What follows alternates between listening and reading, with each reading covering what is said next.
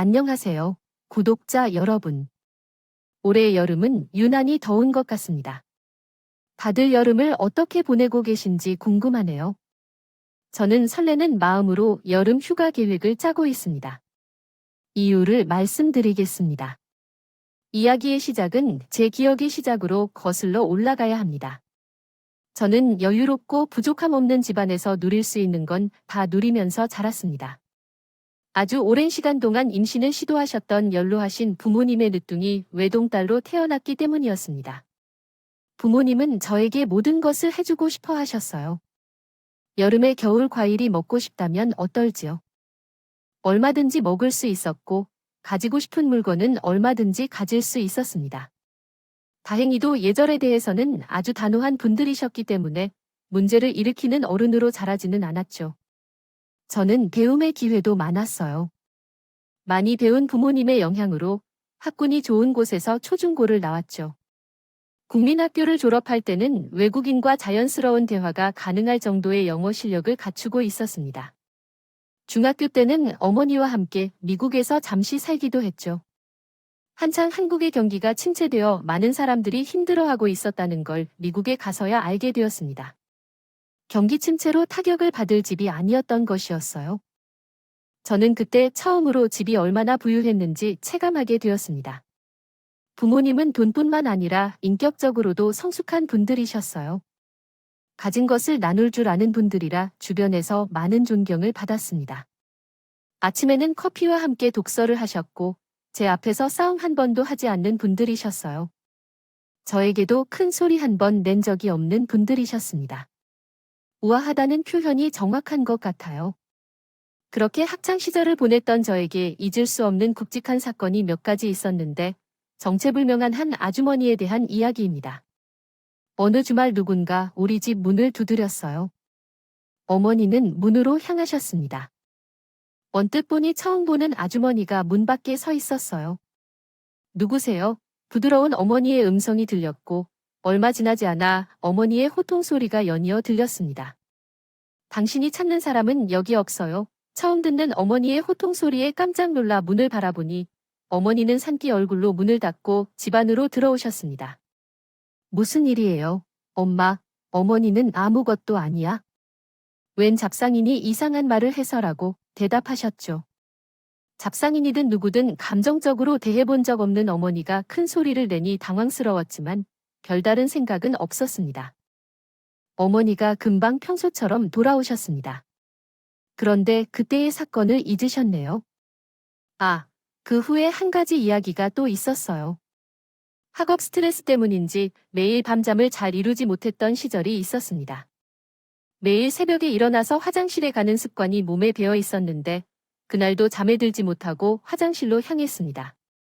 보통 밤 10시면 주무시는 부모님 방에 불이 켜져 있는 것이었는데 한 번도 없던 상황이라 여전히 생생하게 기억나요.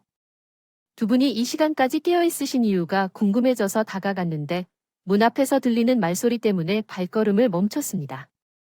조심스러운 어머니의 목소리가 들렸습니다. 어떻게 알고 여기까지 찾아오셨나요? 무슨 이유로 오셨는지 말해주세요. 희영이를 찾으러 오셨나요? 아니면 다른 이유로 오셨나요? 놀라셨겠죠. 놀려고 말을 듣기만 하면 알 수 있을 것 같아요. 태양이 찾으시는 건가요? 네, 정말 당황스러우셨겠네요. 당황해서 주저앉으실 뻔한 것 같아요. 수고 많으셨어요. 하지만 연못 주변에서 아이를 찾다니까요. 여보, 어떻게 할까요? 이사를 가야 할까요? 집이 멀어지면 희영이가 학교를 다니기 힘들어질 것 같아 고민해보세요. 그래도 너무 걱정이 되는데 만일 희영이를 만나실까 봐 어떻게 할 건가요? 그것 역시 해결책을 찾아보도록 합시다. 나타나면 확실히 경고해야겠어요. 당분간 희영이와 등하교를 같이 하겠습니다. 다양한 생각이 담긴 대화였어요. 나를 찾아온 사람이 누군지, 저렇게 심각한 대화를 하는 이유, 내 이름을 아는 이유, 왜 나를 찾는지, 내가 무얼 잘못해서 찾아왔는지, 아니면 부모님에게 무언가를 요구하려고 온 건지 알 수 없었습니다. 머릿속에는 물음표가 가득 떠돌았습니다. 부모님의 이야기를 듣게 된 것은 비밀로 하고 당분간 아버지와 함께 등교를 했습니다. 물론 시도해 보았지만 아버지는 매일 날 데리러 가고 데리고 오는 게 너무 감사한데 그런데 일하느라 피곤할 텐데요. 학교 나 혼자 다녀도 되니? 아버지는 완곡하게 거절하셨습니다. 아니요. 우리 희영이가 더 크면 이런 일도 못 해줄 수 있을 때에 해주고 싶어요. 이후로는 묻지 않았습니다. 부모님이 이렇게 하는 이유가 있겠다는 생각에서였어요. 그래서 한동안 조용한 일상이 이어졌습니다. 아버지도 안심하신 걸까? 아버지와의 등하교도 끝났어요. 그런데 고등학교 2학년이었을 때 그때 집으로 찾아온 아주머니인 것으로 추측되는 한 여성을 만나게 되었습니다. 그날은 학교 행사 때문에 조기 하교한 날이었어요. 사실 그 아주머니는 예전에 함께한 적도 없었고 제게 관심을 갖고 옆에 붙어 다녀왔어요. 그 사람인지는 알 수 없었지만 저를 보자마자 주춤하는 걸 보면서 눈치챈 것은 저희 집 앞에서 기웃거리던 아주머니였습니다. 그 아주머니와 눈이 마주치자 얼른 연발하며 주변을 둘러보더니 어쩔 줄을 몰라 했어요. 저도 순간 온몸에 긴장이 들었습니다. 누가 봐도 수상한 행동이었거든요. 당장 집에 들어가면 저를 쫓아 들어올지 모르기에 어떻게 도망가야 할지 고민하고 있었는데 그 아주머니가 거리를 유지하며 제게 소리쳤습니다. 자, 잠시만 거기서 기다려줘요. 내가 금방 올 테니까. 아주머니의 목소리는 매우 떨렸습니다. 그리고 아주머니가 반대편으로 뛰어가는 뒷모습을 보니 땀을 닦아내는 것 같았어요. 가만히 있으라고 했지만 가만히 있을 수 없었습니다. 무서웠기 때문이에요. 그러나 묘하게도 뛰어가는 아주머니의 뒷모습에서 치크담이 느껴졌습니다. 무서우면서도 묘한 감정이었어요. 그러나 무서운 마음이 더 컸기 때문에 저는 조금 주저하다가 집 안으로 쏙 들어갔습니다.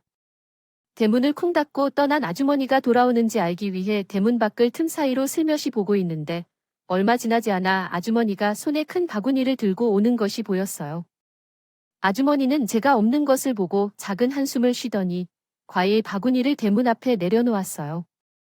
그리고 주머니에서 수첩을 꺼내 무언가를 끄적이고는 쪽지를 바구니 사이에 넣어두었어요. 아주머니가 대문을 나가고 나서 뒷모습을 보이지 않게 되자 나는 슬며시 밖으로 나가 과일 바구니를 들고 집으로 들어왔습니다. 과일 바구니를 식탁 위에 올려놓고 바구니 틈에서 쪽지를 꺼내 보려고 했는데 마침 어머니가 도착하셨습니다. 딸, 오늘 일찍 돌아왔네. 엄마랑 밖에서 데이트할까? 들뜨는 어머니에게 인사를 하려는 찰나 어머니가 물었습니다. 어머, 왜 과일 바구니를 가졌어? 아빠가 이미 들어왔어. 아니요. 아무도 죽은 게 아니에요. 어머니는 밝게 웃으며 대답했습니다. 어머니, 주민분들께서 주신 큰 과일 바구니라서요. 얼굴은 못 봤어요. 나는 고개를 끄덕이며 말했습니다. 어떤 아주머니가 두고 가신 것을 보았는데 전에 한 번 봤던 것 같아요. 어머니의 표정이 순식간에 굳어졌습니다. 뭐, 전에 왔던 사람인 것 같은데 어머니는 딱딱한 말투로 다시 한번 물으셨습니다. 그 사람이 너한테 무슨 말 안 했어? 딱히 무슨 말 한 건 아니고 잠깐만 기다려달라고 하고는 막 뛰어가서 이걸 사가지고 왔어요. 너는 그걸 기다리고 있었어? 어머니의 목소리는 약간 화난 듯 했습니다. 제가 아니라 이 상황이에요. 아니요. 모르는 사람이 기다리라고 하는데 어떻게 그러겠어요? 그 아주머니가 가자마자 집으로 들어왔어요. 어머니는 안도의 한숨을 내쉬셨습니다. 잘했어. 전 그 말을 듣고 어머니의 말에 안심했습니다. 그래서 과일 바구니 속을 뒤져봤어요. 뭐 찾으세요? 아, 아까 그 아주머니가 넣은 쪽지 같은 거를 찾고 있어요. 어머니는 앞에 있는 과일 바구니를 밖으로 가져가셨습니다. 안 돼요. 당황스럽네요. 왜요? 어머니도 당황한 모습이었나 봐요. 안 돼요. 뭐가 안 되는 거죠? 어머니는 잠시 고민하는 것 같더니 원래 남이 준 건 그냥 먹으면 안 된다고 말씀하셨어요.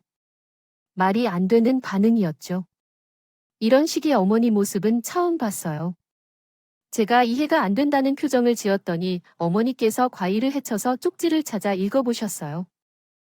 쪽지를 찢어버리셨어요. 왜 그러세요, 엄마? 당신이 볼 만한 내용이 아니라고 생각해서 찢었어요. 앞으로 이런 것이 있으면 그냥 대문 앞에 두어서 엄마가 처리할게요. 손대지 말아 주세요. 알겠죠? 어머니의 목소리는 상기되어 있었습니다. 어머니는 바구니에 있는 과일을 쓰레기통에 던지시고 저를 바로 앉히시고 말씀하셨습니다. 그 여자를 피해야 하는 이유를 말씀하셨어요. 세상을 살아가면서 여러 사람을 만나게 되는데 좋은 사람들도 있지만 피해야 하는 사람도 있을 수 있어요. 사람들을 편견을 갖고 보지 말고 오히려 사람들을 이해해주는 어른이 되어야 합니다. 정말 질이 좋지 않은 사람은 피하는 게 상책이에요. 물론 걱정이 있어도 그러한 사람과 관련되지 않도록 조심하는 것이 중요해요. 질이 좋지 않은 사람과 교류하면 그 영향을 받을 수도 있으니 주의해야 한답니다. 제 어머니께 물었을 때 그분이 나쁜 사람인가요? 어머니는 응이라고 대답하셨지만 그분이 어떻게 나쁜 사람인지에 대한 구체적인 이유는 기억이 나지 않네요. 하지만 확실한 것은 어머니의 답변을 들었음에도 불구하고 제 궁금증이 완전히 해소되지 않았다는 것이었어요. 그 이후로는 하루 종일 궁금한 마음이 있었습니다. 어머니가 계속해서 떠올라 궁금했어요. 왜 그렇게까지 했는지 의문스러웠죠. 그리고 집에 찾아온 그 아주머니에 대한 궁금증도 커졌습니다. 어머니가 흥분한 모습을 딱 한 번 봤는데 그 사람이 누군지 어머니를 긴장하게 했는지 궁금했어요. 하지만 부모님에 대한 믿음이 있었기 때문에 그 기억도 점점 희미해졌어요. 시간이 흘러 저는 원하는 대학에 원하는 전공으로 입학했습니다. 대학교 2학년을 마친 후 미국으로 유학을 갔어요.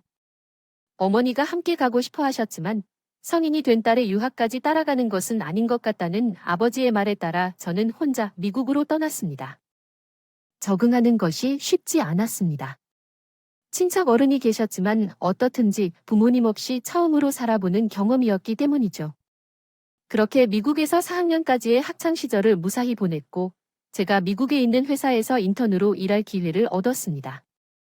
부모님도 무척 자랑스러워 하셨고 제가 잡은 기회를 놓치지 않도록 옆에서 응원을 아끼지 않으셨습니다. 덕분에 저는 겁이 많은 성격임에도 미국에서 일하겠다는 도전을 할 수 있었습니다. 회사에서 일하기 위해 정말 열심히 준비했고 어떻게 해야 인정받고 이 회사의 정직원이 될 수 있을지 고민하며 열정적으로 노력했습니다. 제가 대학교에 다닐 때도 그렇게까지 열심히 살았던 적은 없는 것 같아요. 열정이란 말이 정말 잘 어울렸어요. 저는 정말 열심히 살았습니다. 그만큼 주변 사람들이 왜 저렇게까지 하는지라며 말리러까지 했죠. 미국에서 살아남기 위한 최적의 방법을 찾아서 준비했습니다. 그러던 중에 첫 출근을 앞둔 날 한국에서 급한 연락이 왔어요. 아버지가 많이 아프시다는 연락이었죠. 그때 그동안 준비했던 인턴십은 어떻게 할지 생각하지도 않고 다음날 새벽 한국행 비행기를 탔어요. 사실 제가 얼마나 열심히 한 건지 아는 어머니는 아버지의 건강이 괜찮을 거라고 생각했어요. 오지 말라고 하셨는데 그럼에도 불구하고 괜찮을 때 연락을 하라는 말씀이었을 것입니다. 그 시점에는 아버지의 상태가 조금 안정된 상황이었고 처음 쓰러지셨을 때는 아주 심각한 상황이었던 것입니다. 그래서 아마도 제게 연락을 하신 거겠죠. 아버지가 쓰러지게 된 이유는 뇌졸중이었고 그 갑작스러운 사태에 어머니와 저는 패닉 상태에 빠졌습니다. 아버지가 언제까지나 건강해 보이던 분이 갑자기 하얀 병원복을 입고 누워있는 것을 보니 마음이 무너지는 느낌이었습니다. 하지만 뇌졸중으로 쓰러진 뒤 기적적으로 회복한 사람들의 이야기를 듣며 희망을 얻으려 했습니다.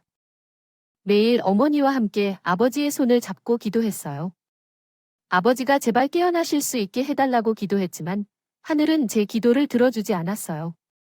아버지는 얼마 버티지 못하셔서 병원에서 생을 마감하셨어요.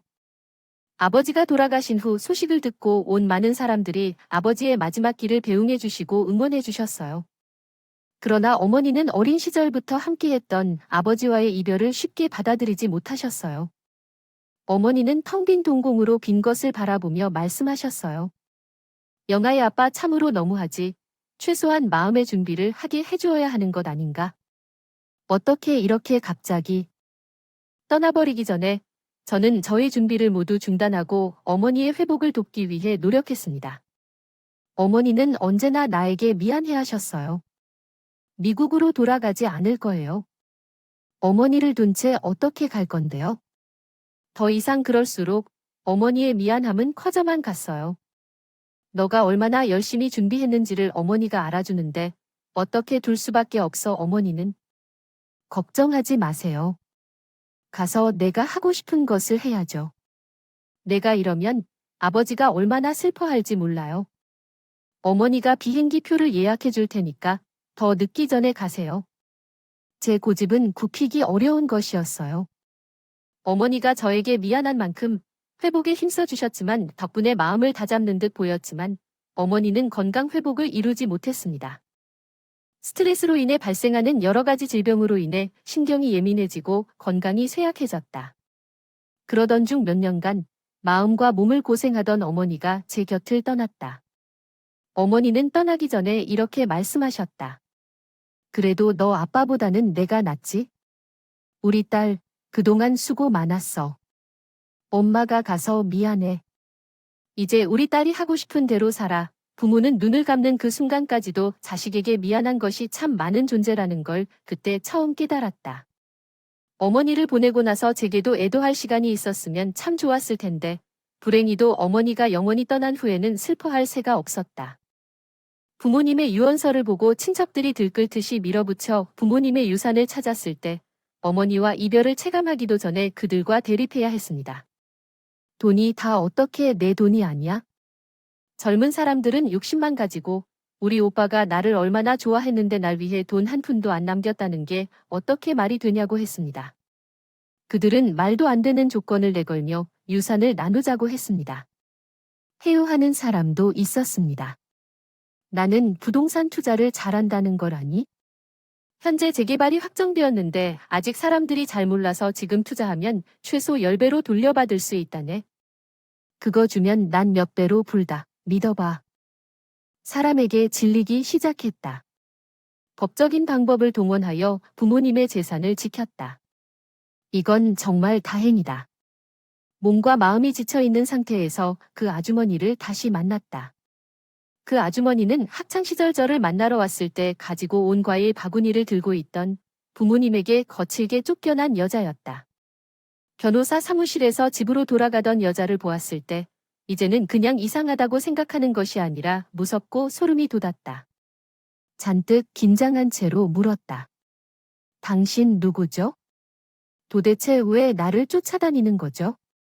우리 부모님이랑 무슨 사이길래 나에게 이러냐고요? 우리 어머니가 돌아가셨다는 소식을 듣고 왔다고요? 여자는 말이 없었다. 난 더욱 두려움에 사로잡혔다. 이상한 여자의 표정을 보며 대체 무슨 일이 있는 건지 알고 싶었다. 내게 원하는 게 뭔지 궁금해졌어요. 왜 나에게 저런 말을 하는지 생각하며 불안해했죠. 어떤 얘기든 해봐요. 왜 나를 찾아왔는지 궁금하네요. 저는 여자 때문에 도망쳤습니다. 어머니의 장례를 치르고 가장 먼저 한 일은 유언장 정리였고 부모님의 소중한 재산을 보존한 후에는 제 삶을 회복하는 것이었습니다. 인턴십부터 시작한 많은 계획이 엉망이 되었지만 그렇게 하지 않으면 살 수 없을 것 같았습니다. 이미 많은 것을 해냈지만 늦둥이라서 다른 사람들보다 부모님과의 이별에 더 많이 고통받았거든요. 그렇게 삶을 회복하는데 꽉 한 해가 걸린 것 같아요. 그런데 그 여자가 다시 내 앞에 나타났죠. 나타났는데 그것도 아주 당당하게 내 회사 앞에서요. 대체 어떻게 내 회사를 아는 건지 두려워하며 떨리고 있습니다. 뒤를 돌아 도망치려 했지만 눈을 마주치던 여자가 제 손목을 잡았어요. 기겁하여 손을 놓으려 했더니 주변 시선들이 몰렸습니다. 여자는 애써 달랠 목소리로 말했어요. 제발 30분만 늦어주세요. 내가 할 얘기가 있어요.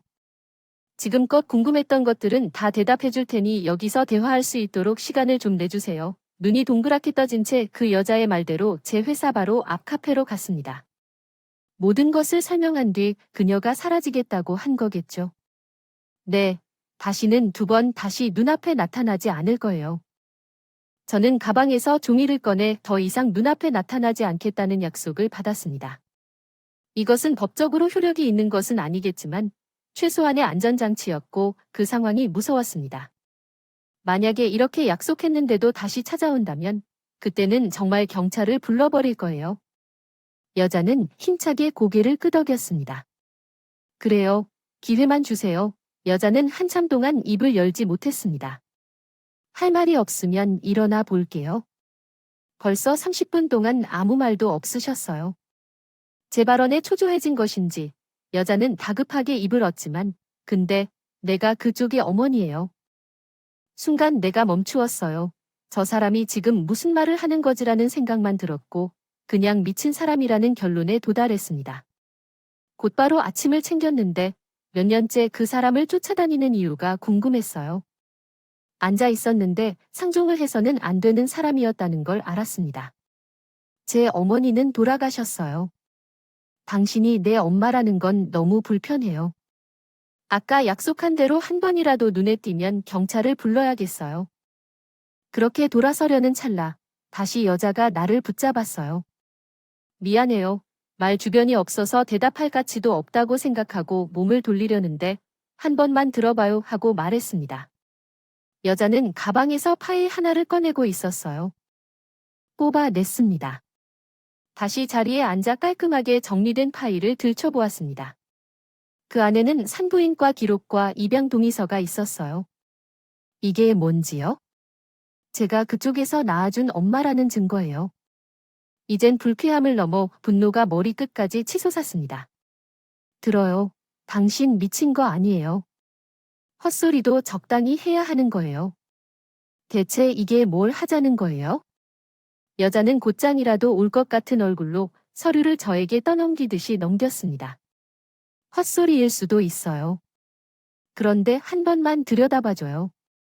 한 번만요. 여자는 결국 눈물을 흘렸습니다. 저는 사료를 챙겨 밖으로 나왔어요.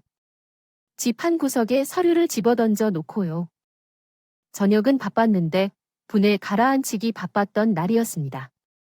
의지를 가지고서 그 서류를 피했어요. 버리려고 했지만 어떻게 해야 할지 모르게 버리는 것도 힘들었습니다. 그러던 중 갑자기 그 서류가 보고 싶어졌어요. 서류를 열어보니 산부인과와의 전화 내용을 확인해 보았습니다. 제공받은 기록과 정확히 일치했어요. 가짜가 아니었습니다. 입양 동의서가 작성된 입양기관에 연락을 했습니다. 그곳의 얘기도 기록과 일치했죠. 심장이 쿵쿵거리고 식은땀이 나왔어요. 부모님께 얼른 이 사실을 알리고 그 여자가 거짓말을 하는 것을 증명하고 싶었지만 부모님은요. 부모님의 지인과 친척들로부터 얻은 정보를 바탕으로 어머니의 임신 사실을 아무도 모르고 있던 것을 알게 되었습니다. 어느 날 갑자기 출산을 위해 일을 쉬어야 한다는 말만 남긴 채 사라진 뒤 아이를 안고 나타난다고 했고 이런 상황에서 뭔가 이상한 것을 느꼈습니다. 그래서 입양 동의서가 작성된 시설에 다시 전화를 걸어 우리 부모님에 대한 기록이 있는지 확인했고 결과적으로 제 부모님이 나를 그곳에서 입양하신 것이었습니다. 저희 앞에 나타난 그 여자로부터 여전히 의심이 풀리지 않았기에 파일 안에 있는 번호로 전화를 걸었습니다. 얼굴을 조금 볼 수 있을까요? 여자에게 말했다. 뭐가 목적이에요? 네, 돈이 목적이라고 하기엔 아주 어렸을 때부터 찾아왔잖아요. 뭐가 목적이길래 그 옛날부터 큰 그림을 그렸냐고요. 대체 뭐예요? 파일은 다 확인하셨죠? 그래요. 그런데 제가 어떻게 믿어요? 사실을 확인할 수 있는 부모님도 없어요. 그 여자가 제안한 건 유전자 검사였습니다. 저는 어디 한번 해볼 테면 해봐라라는 생각으로 대했습니다. 대체 무슨 자신감으로 유전자 검사를 하겠다고 하는 건지 코웃음을 쳤죠. 이렇게 당당하게 나오면 내가 눈 하나 깜짝할 줄 알았나. 대체 무슨 자신감이라고 생각했지만 결과가 나오는 날이 가까워지자 모르게 심장이 쿵쿵거렸습니다. 밤을 지새우는 날이 늘어나면서 왜 이렇게 스트레스를 받는지 생각해 보았습니다. 진짜 아니라고 생각하면 스트레스를 받을 이유가 없는 것 아닐까 생각했습니다. 그런데 알게 된 것은 저는 제가 정말 버림받은 아이일까봐 걱정하는 거였고 혼란스러웠습니다. 입양된 것이라면 나를 키워주신 분들은 왜 말을 하지 않았을까 고민했습니다. 돌아가시기 전에라도 언질이라도 주셨으면 좋았을 텐데 왜 그러지 않았을까 생각했습니다. 그분들이 말을 하지 않았던 이유가 분명히 있을 것이라고 생각했습니다. 많은 생각이 들었어요. 시간이 지나 어떤 결과가 나왔는데 그 결과를 믿을 수 없었어요. 아니, 정확히 말하자면 믿고 싶지 않았어요. 그 여자의 친딸이 맞았다니까요. 그 사실에 충격을 받았어요. 부모님이 돌아가셨을 때와 비슷한 충격이었던 것 같아요. 다시 그 여자를 만났을 때 그녀는 다음과 같이 말했어요. 절대 뭔가를 바라는 게 아니에요. 나를 입양해서 보내놓고 갑자기 찾아왔다고 바라는 게 아닙니다. 이제 와서 엄마 역할이라도 하려는 거예요. 딸 역할이라도 해줘요. 태어날 때부터 아이를 입양해놓고 이제 와서 여자는 고개를 숙이고 가방에서 통장을 꺼내려고 했습니다. 돈을 꺼냈습니다. 역시 돈인가 하는 생각이 들었을 때 여자가 말했습니다. 제가 평생 모은 돈이에요. 받아주세요. 돈을 주려 했지만 돈을 달라니 저는 통장을 받아들어 열어보았습니다. 바로 큰 액수가 찍혀 있었어요. 출금표 속에서는 어떻게 돈을 모았는지 궁금할 정도였죠. 이걸 왜 나한테 줘요? 여자는 긴 이야기를 시작했습니다. 첫 이야기는 제가 그녀를 가지기 전의 시기로 거슬러 올라갔어요. 제가 아주 잘 사는 집에서 자란 것은 아니었지만 그래도 꽤 괜찮은 집에서 자랐다고 말할 수 있어요. 다른 집에 비해 집안이 엄했는 것을 빼고는 대체로 남들과 다를 만큼 특별한 경험은 없이 평범하게 자랐다고 생각했지만 그 평범함은 성인이 되면서 사라졌어요. 집안에서 결혼 압박이 시작되었어요. 여자가 이야기하는 과거는 어제 그 자리에서 그대로 다시 살아난 것처럼 생생했습니다. 여자의 이야기의 시작은 영화 한 장면과 같았습니다. 아주 오랜 옛날에 한 번 만났던 사람이었어요. 친구의 오빠의 친구였는데 스쳐 지나가면서 서로 인사한 적밖에 없는 사람이었습니다. 아주 먼 과거의 인연을 다시 마주하니 신기했어요. 여자는 그 남자를 만나고 느낀 호기심이 나중에는 첫사랑의 시작이었다는 것을 알게 되었다고 합니다. 그때의 풋풋한 감정으로 대화를 나누고 마주치다 보니 한순간에 사랑에 빠져버렸다고 해요. 물론 이 사실을 깨닫기까지는 꽤 오랜 시간이 걸렸지만요. 첫사랑이 시작되었다는 것도 모르고 있었죠. 집안에서 결혼 압박이 더욱 강해졌다고 합니다. 매일 같이 맞선이 들어왔어요. 부모님은 제 앞에 사진을 몇 장씩 깔아두고 물어보셨죠. 그중 한 명을 선택하라는 게 아니었어요. 순서를 정해라는 거였어요. 그 당시 제 나이가 20이었는데 솔직히 말하면 끔찍한 기억이에요. 저는 그런 결혼 압박이 제 인생을 다시 바뀔래 만들었다고 생각해요. 이해가 가요? 20살이라면 하고 싶은 것도 많고 보고 싶은 것도 많을 나이인데 결혼 압박에 시달렸다니 지긋지긋한 과거일 수밖에 없죠. 일을 하고 싶지만 할 수 없었어요. 시집을 가는 게 우선이라고 생각하던 분들이었기 때문에 일은 뒷전이었거든요. 결혼하면 너랑 하고 싶은 거 다 하라는 말씀을 받았지만 직감적으로 이해했어요. 결혼해도 매일 해야 할 일이라는 거를 제 어머니가 말씀하신 것처럼 왜 그렇게까지 딸의 결혼에 집착했는지 모르겠을 때 여자는 이렇게 말했습니다. 그게 쟤를 위한 일이라고 생각했기 때문에 그러셨던 거예요. 간혹 있던 딸 장가도 아니었고 부모님은 정말로 저를 사랑하셨어요. 어머니는 남편을 보살피고 집안을 돌보며 희생하는 게 여자의 역할이며 최고의 행복이라고 생각하셨기 때문에 그러셨던 거예요. 여자는 결혼을 통해 완성된다고 하셨으니까요. 그래서 끊임없이 맞선을 주선하는 부모님에게 큰 소리를 내지 못한 것 같아요. 고작 20살이던 여자는 혼란스러운 마음으로 맞선을 보러 다녔다고 합니다. 억지로 나온 맞선이 즐거웠을 리 없겠죠. 상대가 어떤 말을 해도 지루했고 시간이 빨리 지나가기만을 바랐다고 합니다.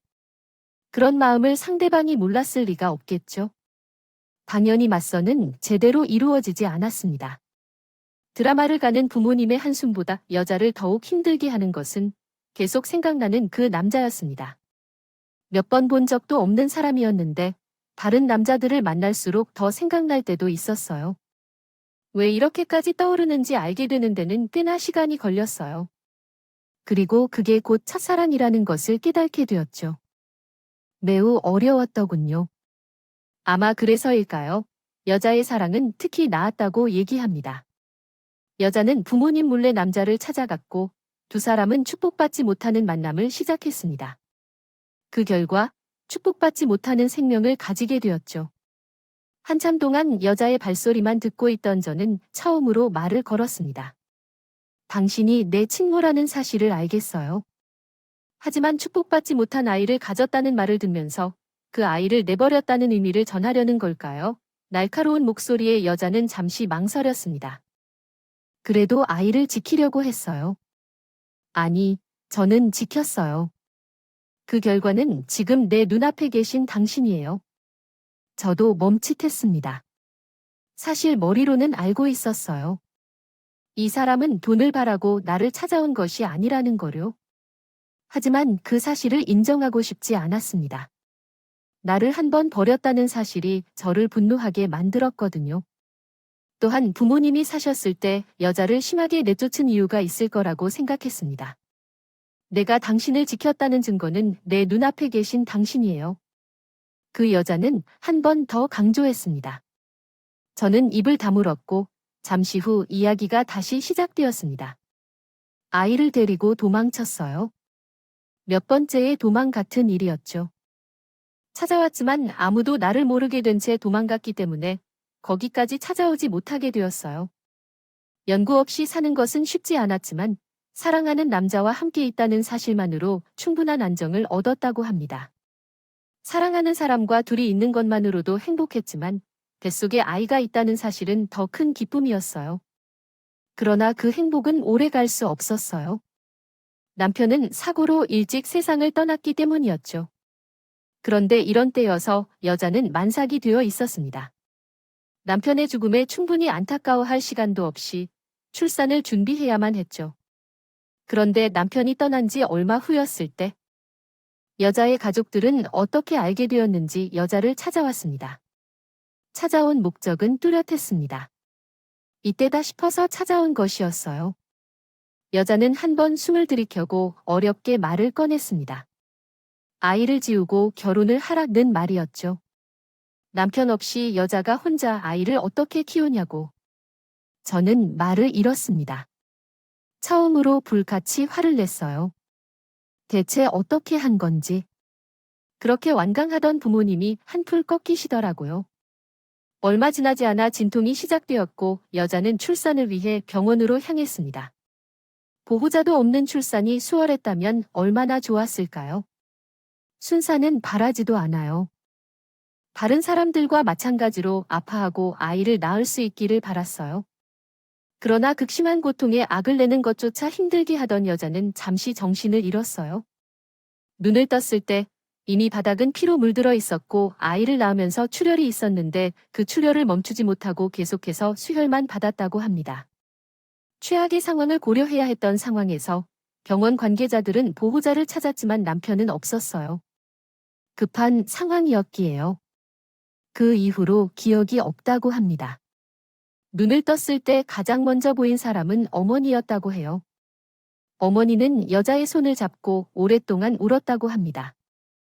자신의 어머니가 여기 있는 이유는 무엇인지, 어떻게 알아서 왔는지, 그리고 왜 나를 부둥켜 안고 울고 있는지 궁금해할 만한 일들이 많았습니다. 여자의 머릿속에는 단 하나의 궁금증만 남아 있었어요. 아이는 여자에게 어떻게 됐는지 궁금하다고 물었습니다. 하지만 여자의 어머니는 말없이 나가서 의사를 불러왔습니다. 의사가 나오자마자 제 상태를 살피고 무슨 일이 있었는지 분명하지만 몸을 한 번도 움직일 수 없어서 답답했습니다. 의사가 들어오자 아이의 상태를 물었지만 의사는 답하지 않았습니다. 의사가 몸을 살펴봐도 어떤지 다시 물었지만 여전히 의사는 대답하지 않았습니다. 불안감이 엄습했어요. 정신을 잃기 전에 봤던 피바다가 떠오르면서 심장이 쿵쿵 뛰었어요. 의사는 한참 동안 여자의 얼굴을 보더니 감정이 느껴지지 않는 말투로 말했습니다. 의사는 출산 중 발생한 출혈이 잡히지 않았고 아이와 산모 둘 중 하나를 선택해야 하는 상황이 왔었다고 했어요. 둘 중 하나를 선택해야 하는 상황에서 의사결정을 해야 할 셈인데 정신을 잃은 상태였고 다른 의사결정자인 남편은 이미 죽어 있었으며 아이와 산모 중 누구를 살릴지 결정할 수 있는 사람은 여자의 부모였습니다. 여자는 의사의 말을 듣자마자 무너져 내렸다고 해요. 살아있는 것은 아이 때문이었죠. 그녀가 죽었다고 하는 건가요? 여자는 부모를 안아 울면서 상처가 터져나가는 것조차 모르는 채로 말했다고 합니다. 왜 나를 선택했냐며 눈물을 흘리는데 아무리 미운 아이라 하지만 그래도 당신의 딸이 아니었습니까? 대체 왜 그랬나요? 내가 살렸다고 생각했겠죠. 여자의 부모는 말이 없었다고 합니다. 여자는 어떻게 시간이 흐르는지조차 모르는 채로 병원에서 하루하루를 지냈습니다. 죽지 못해서 산다는 말이 얼마나 끔찍한 말인지 몰랐습니다. 얼굴도 보지 않고 한 번도 안아준 아이가 눈에 자꾸 아른거렸습니다. 가만히 말을 듣던 저는 궁금한 것이 생겼습니다. 아이가 죽었다고 했는데요. 그러자 저에게 무슨 일이 있었느냐는 질문이었습니다. 여자는 한마디만 했습니다. 속았어요. 그런데요. 퇴원 후에 조금씩 일상을 되찾던 중 집에서 우연히 입양 동의서를 발견했습니다. 그 입양 동의서가 제가 드린 것이었나요?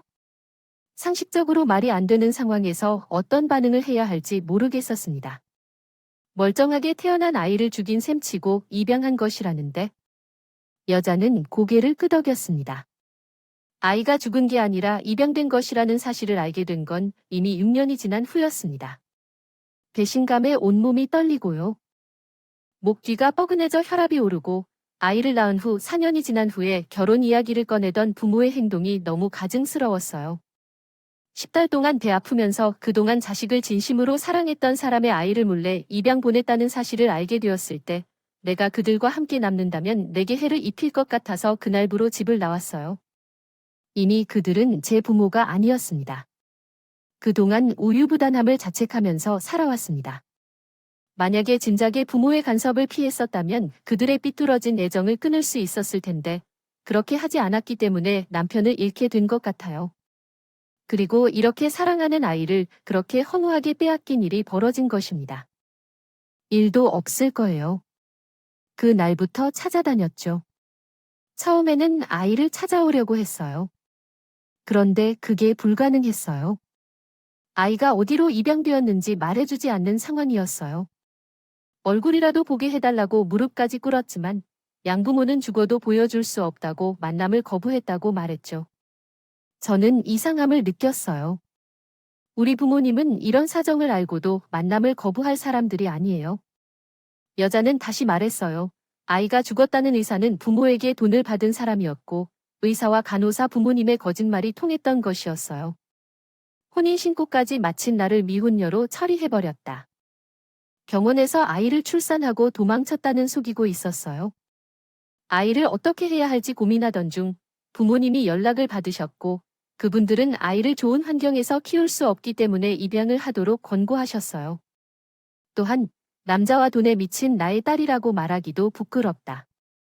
그래서 돈을 요구하기 위해 아이를 빌미로 찾아올 수도 있으니 만나지 말라라고 덧붙였다고 했어요. 자기 자식을 버린 부모의 행동을 이해할 수 있어서 왜 부모님이 그토록 화를 내며 쫓아냈는지 이해가 되었어요. 저는 확실히 출산을 마치고 10달을 꽉 채워서 이 아이를 낳았습니다. 그러나 다른 신생아들에 비해 가벼운 몸으로 태어난 것 때문에 조사하지 않고 숨겼더라고요. 아이가 조산된 이유는 제가 임신 기간 동안 폭음과 담배를 마치 밥처럼 했기 때문이라고 말했죠. 이 사실을 알고 나니 아이를 대놓고 만나게 해달라는 말을 할 수가 없었어요. 제 우유보다 남을 저주하면서 매일 죽음을 바라봤어요.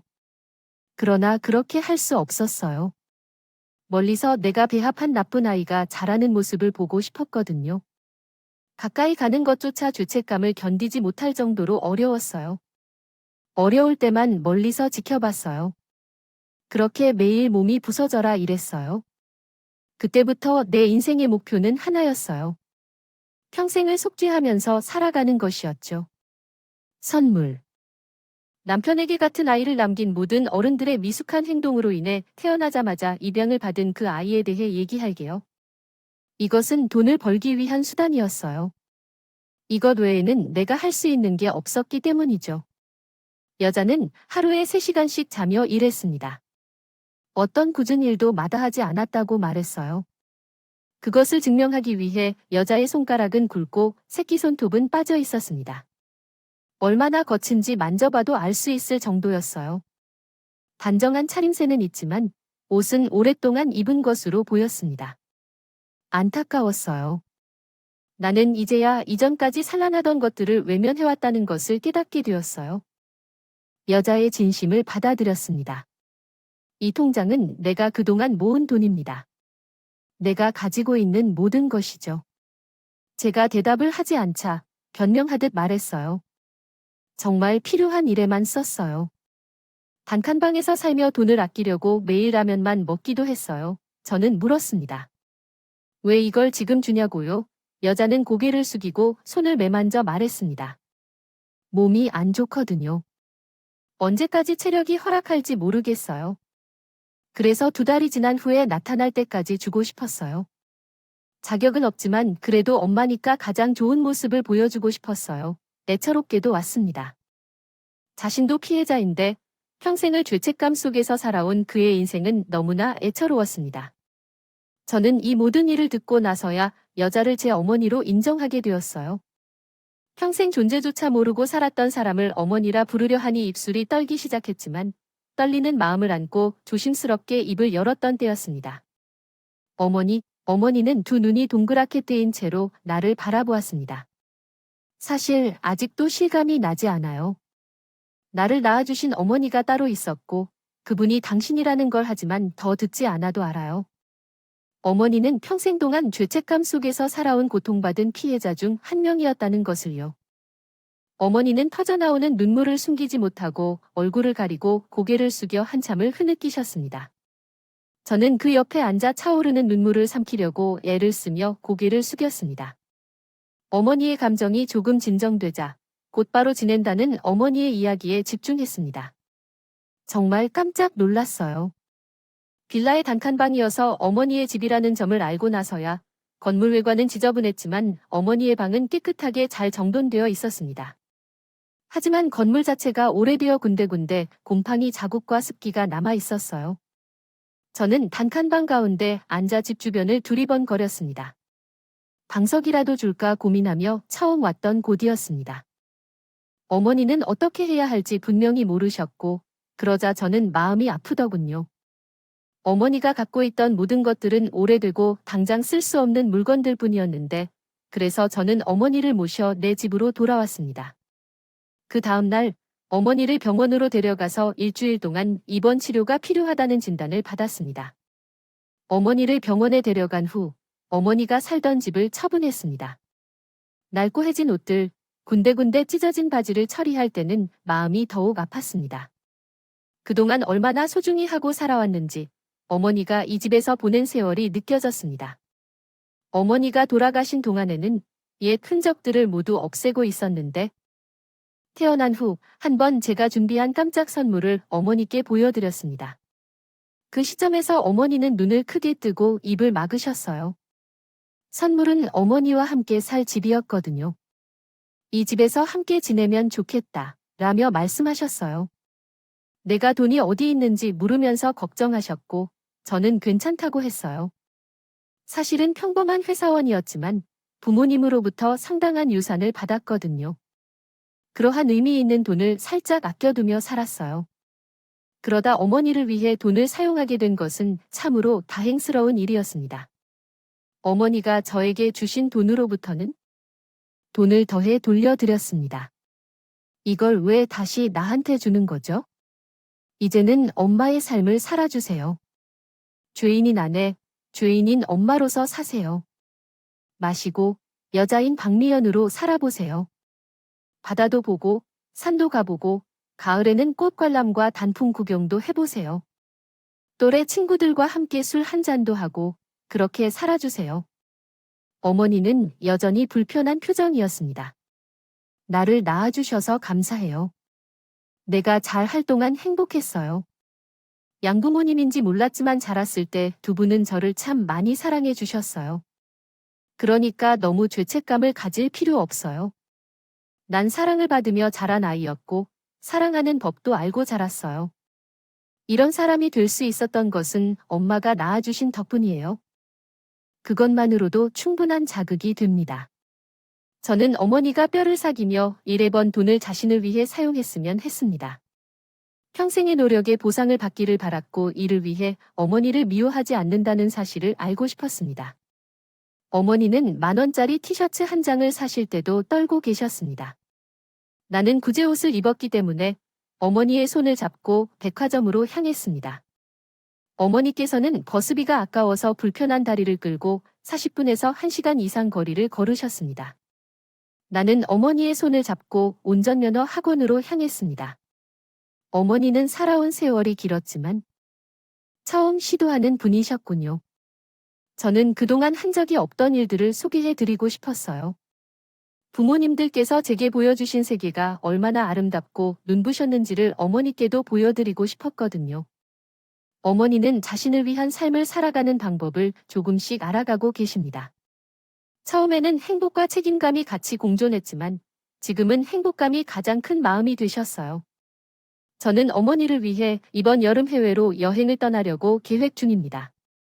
제주도에 가본 적 없는 어머니는 소녀같이 설레시고 계시네요. 옷장을 열어보며 무슨 옷을 입어야 할지 고민하시곤 하셨어요. 내일은 어머니와 함께 다시 백화점에 가볼 생각입니다. 물론 어머니는 제 팔을 잡아당기며 함께 갈 테지요. 너무 비싸다고 하실지도 몰라도 만약 비싸다고 하면 제가 몰래 사서 드릴 테니 걱정하실 필요 없어요. 처음으로 제가 입양해달라는 말을 들었을 때 나를 온거부하고 찾아온 어머니가 너무나 미웠어요. 어떻게 사람이 이렇게 뻔뻔할 수 있냐고 원망했죠. 그러나 그 일의 배경을 알고 나니 내 마음속의 원망은 애틋함으로 변하고 한 번도 만나보지 못한 어머니에 대한 애정이 생겼어요. 피는 물보다 얇다는 것이 이런 의미겠지요. 해외여행을 다녀온 후에는 저를 돌볼 부모님을 만나러 가려고 해요. 두 분이 얼마나 기뻐하실지, 저 혼자 남았을 때 얼마나 걱정했을지도요. 벌써부터 기뻐하고 설레네요. 여기까지가 제 이야기예요. 여기까지입니다. 저는 어머니와의 경험을 통해 한 가지 사실을 깨달았어요. 모든 사람은 각자 다른 이야기를 갖고 있으며 그 이야기를 깊이 체험하지 않았다면 누구도 판단해서는 안 된다는 것을 깨달았어요. 이것이 제 삶의 모토가 된 깨달음입니다. 비가 많이 오네요. 벌써부터 걱정이 되기는 하지만 설렘이 더 크니 다행입니다. 제 이야기를 읽어주시고 들어주셔서 감사합니다. 올 여름 더위 조심하세요. 모두 행복하세요. 감사합니다. 지금까지 이야기를 들어주셔서 감사합니다. 재밌었다면 구독과 좋아요를 눌러주세요. 감사합니다. 안녕히 계세요.